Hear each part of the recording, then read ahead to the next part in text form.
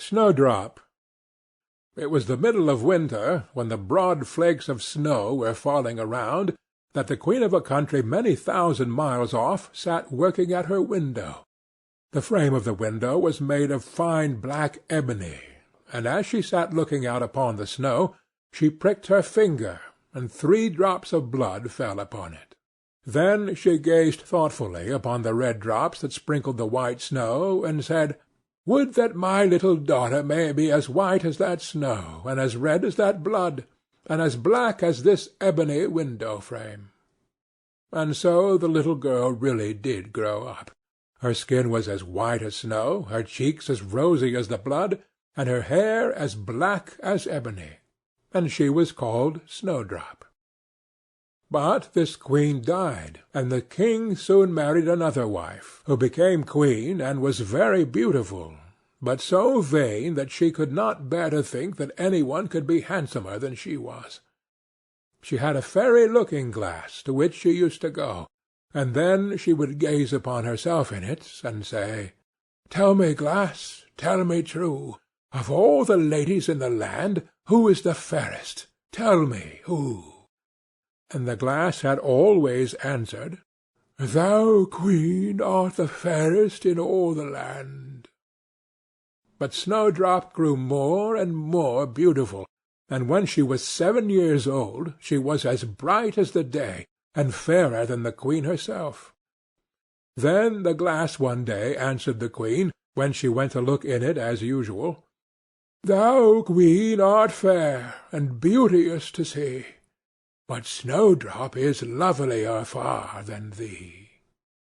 When she heard this, she turned pale with rage and envy, and called to one of her servants, and said, "Take Snowdrop away into the wild wood, that I may never see her any more."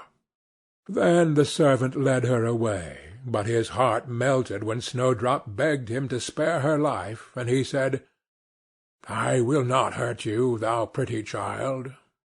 So he left her by herself, and though he thought it most likely that the wild beasts would tear her in pieces, he felt as if a great weight were taken off his heart when he made up his mind not to kill her, but to leave her to her fate, with the chance of some one finding and saving her. Then poor Snowdrop wandered along through the wood in great fear, and the wild beasts roared about her, but none did her any harm. In the evening she came to a cottage among the woods, and went in to rest, for her little feet would carry her no further. Everything was spruce and neat in the cottage. On the table was spread a white cloth, and there were 7 little plates, 7 little loaves, and 7 little glasses with wine in them, and 7 knives and forks laid in order, and by the wall stood 7 little beds. As she was very hungry, she picked a little piece of each loaf, and drank a very little wine out of each glass, and after that she thought she would lie down and rest. So she tried all the little beds, but one was too long and another was too short, till at last the 7th suited her, and there she laid herself down and went to sleep. By and by in came the masters of the cottage. Now they were 7 little dwarfs that lived among the mountains, and dug and searched for gold. They lighted up their 7 lamps, and saw at once that all was not right. The first said, "Who has been sitting on my stool?" The second, "Who has been eating off my plate?" The third, "Who has been picking my bread?" The fourth, "Who has been meddling with my spoon?" The fifth, "Who has been handling my fork?" The sixth, "Who has been cutting with my knife?" The seventh, "Who has been drinking my wine?" Then the first looked round and said, "Who has been lying on my bed?" And the rest came running to him, and every one cried out that somebody had been upon his bed. But the 7th saw Snowdrop, and called all his brethren to come and see her. Then they cried out with wonder and astonishment, and brought their lamps to look at her, and said, "Good heavens! What a lovely child she is!" and they were very glad to see her, and took care not to wake her. And the seventh dwarf slept an hour with each of the other dwarfs in turn, till the night was gone. In the morning Snowdrop told them all her story, and they pitied her, and said if she would keep all things in order, and cook and wash and knit and spin for them, she might stay where she was, and they would take good care of her. Then they went out all day long to their work, seeking for gold and silver in the mountains.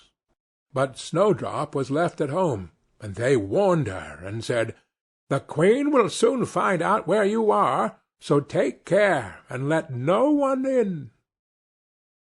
But the Queen, now that she thought Snowdrop was dead, believed that she must be the handsomest lady in the land, and she went to her glass, and said, "Tell me, glass, tell me true, of all the ladies in the land, who is fairest? Tell me, who?"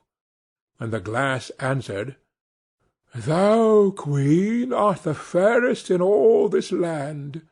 But over the hills, in the greenwood shade, where the seven dwarfs their dwelling have made, there Snowdrop is hiding her head, and she is lovelier far, O Queen, than thee." Then the Queen was very much frightened, for she knew that the glass always spoke the truth, and was sure that the servants had betrayed her. And she could not bear to think that any one lived who was more beautiful than she was. So she dressed herself up as an old pedlar, and went away over the hills, to the place where the dwarfs dwelt. Then she knocked at the door, and cried, "Fine wares to sell." Snowdrop looked out the window, and said, "Good day, good woman. What have you to sell?" "Good wares, fine wares," said she, "laces and bobbins of all colours." "I will let the old lady in. She seems to be a very good sort of body," thought Snowdrop, as she ran down and unbolted the door. "Bless me!" said the old woman, "how badly your stays are laced! Let me lace them up with one of my nice new laces." Snowdrop did not dream of any mischief, so she stood before the old woman, but she set to work so nimbly, and pulled the lace so tight, that Snowdrop's breath was stopped, and she fell down as if she were dead. "There's an end to all thy beauty," said the spiteful Queen, and went away home. In the evening the seven dwarfs came home, and I need not say how grieved they were to see their faithful Snowdrop stretched out upon the ground, as if she was quite dead. However, they lifted her up, and when they found what ailed her, they cut the lace, and in a little time she began to breathe, and very soon came to life again. Then they said, "The old woman was the Queen herself. Take care another time, and let no one in while we are away." When the Queen got home, she went straight to her glass, and spoke to it as before, but to her great grief it still said, "Thou, Queen, art the fairest in all this land, but over the hills, in the greenwood shade, where the seven dwarfs their dwelling have made, there Snowdrop is hiding her head, and she is lovelier far, O Queen, than thee." Then the blood ran cold in her heart with spite and malice to see that Snowdrop still lived, and she dressed herself up again, but in quite another dress from the one she wore before, and took with her a poisoned comb. When she reached the dwarf's cottage, she knocked at the door, and cried, "Fine wares to sell." But Snowdrop said, "I dare not let any one in." Then the Queen said, "Only look at my beautiful combs," and gave her the poisoned one, and it looked so pretty that she took it up and put it into her hair to try it. But the moment it touched her head, the poison was so powerful that she fell down senseless. "There you may lie," said the Queen, and went her way. But by good luck the dwarfs came in very early that evening, and when they saw Snowdrop lying on the ground, They thought what had happened, and soon found the poisoned comb. And when they got it away, she got well, and told them all that had passed. And they warned her once more not to open the door to any one.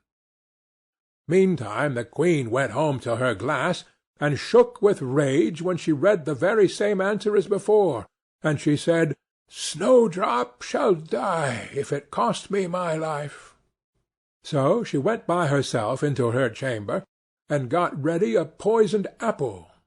The outside looked very rosy and tempting, but whoever tasted it was sure to die. Then she dressed herself up as a peasant's wife, and travelled over the hills to the dwarf's cottage, and knocked at the door. But Snowdrop put her head out of the window, and said, "I dare not let any one in, for the dwarfs have told me not." "Do as you please," said the old woman, "but at any rate take this pretty apple. I will give it to you."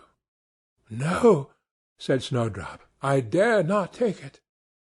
"You silly girl," answered the other, "what are you afraid of?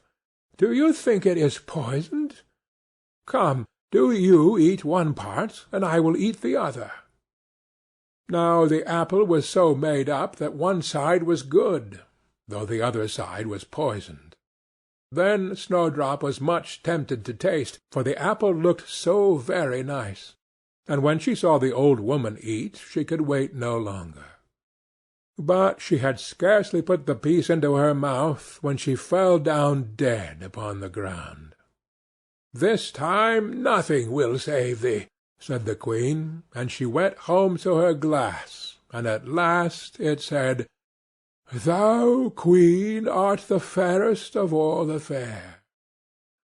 And then her wicked heart was glad, and as happy as such a heart could be. When evening came and the dwarfs had gone home, they found Snowdrop lying on the ground. No breath came from her lips, and they were afraid that she was quite dead. They lifted her up, and combed her hair, and washed her face with wine and water, but all was in vain, for the little girl seemed quite dead. So they laid her down upon a bier, and all seven watched and bewailed her 3 whole days, and then they thought they would bury her. But her cheeks were still rosy, and her face looked just as it did while she was alive, so they said, "We will never bury her in the cold ground." And they made a coffin of glass, so that they might still look at her, and wrote upon it in golden letters what her name was, and that she was a king's daughter. And the coffin was set among the hills, and one of the dwarfs always sat by it and watched. And the birds of the air came too, and bemoaned Snowdrop. And first of all came an owl, and then a raven, and at last a dove, and sat by her side. And thus Snowdrop lay for a long, long time, and still only looked as though she was asleep, for she was even now as white as snow, and as red as blood, and as black as ebony. At last a prince came and called at the dwarf's house, and he saw Snowdrop, and read what was written in golden letters.